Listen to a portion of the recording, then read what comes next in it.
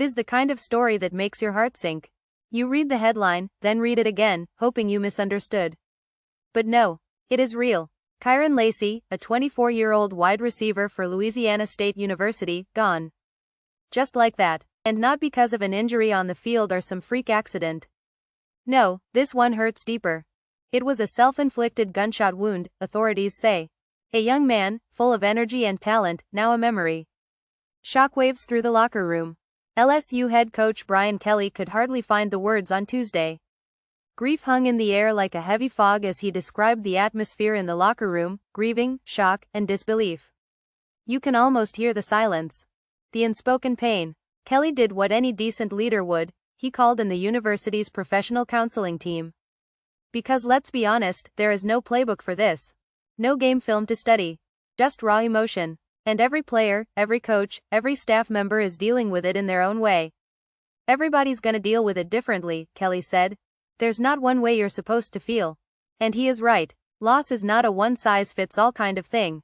Who was Kyren Lacy? Let us not forget who we are talking about here. Lacy was not just another name on the roster. He was a bright star, as Kelly put it. A guy with a big grin, a bigger heart, and an even bigger love for football. He had an incredible personality, Kelly said. He was a guy full of energy. When you think of Kyren, you're gonna smile. And that is what makes this so hard to believe, right? Because when someone like that, someone who seems so full of life, suddenly disappears by their own hand, it leaves a hole that nothing can really fill. A tragic chain of events. So, what happened? The Harris County Sheriff's Office laid it out. Saturday night, Texas. Lacy was reportedly in an argument with a family member. A gunshot into the ground. Then he fled the scene. Police tried to pull him over, but he kept driving. A chase followed. Then a crash. When deputies approached the wreckage, they found him with a self-inflicted wound. He died there, on the side of the road. Not with his teammates, not surrounded by family. Alone. And just when you think that is already too much, it gets even heavier.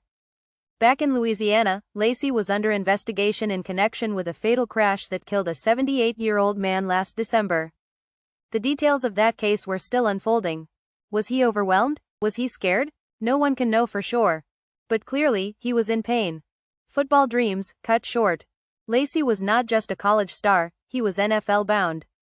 Draft prospects, scouts watching closely, highlight reels filled with jaw-dropping plays. The kind of kid you root for. The kind of player that makes the game electric. Now, instead of talking about which team might pick him up, people are lighting candles, leaving flowers, and holding back tears. The game goes on, yes, but this loss echoes far beyond the sidelines. More than a statistic. Let's not make this just another headline. This was a person, a son, a teammate, a friend, and like far too many young men, he was struggling. Mental health is not a buzzword. It is not a trend. It is a lifeline. And when athletes, people trained to push through pain, start to crack, it is easy for the world to miss the signs. That is why Coach Kelly's words matter. Why professional support matters. And why conversations like this, yes, the hard, uncomfortable ones, need to keep happening. So what now? It is a tough question. Because no amount of counseling or kind words can bring Kyren back. But maybe, just maybe, this tragedy can remind us all to look out for each other a little more. Check in with your friends. Ask the hard questions. Sit with them in the silence if you have to. Because sometimes, that quiet moment can be the difference between life and death. And if you or someone you know is in crisis, call 988. Do not wait. Do not guess. Just call. Because even the brightest stars sometimes need help to keep shining.